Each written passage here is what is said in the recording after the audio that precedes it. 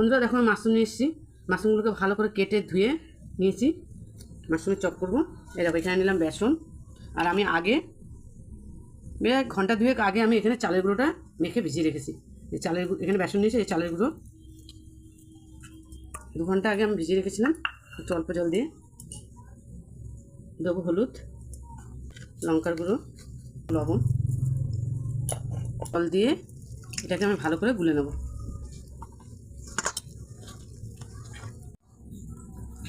দেখো বাটারটা করে নিয়েছি, বেশি পাতলাও করিনি বেশি মোটাও করিনি।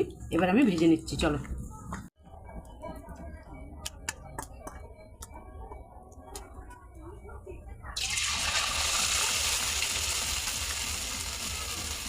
আমি একটা একটা করে দিয়ে তেলে দিয়ে আমি উল্টে পাল্টে ভেজে নেব। দেখো লাল লাল করে উল্টে পাল্টে আমি ভেজে নিয়েছি মাশরুমের চপগুলো।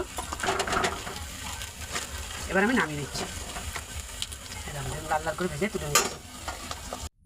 বন্ধুরা দেখো আমার মাশরুমের চপ হয়ে গেছে, দেখেছো কিরকম মাছ মাছ হয়েছে।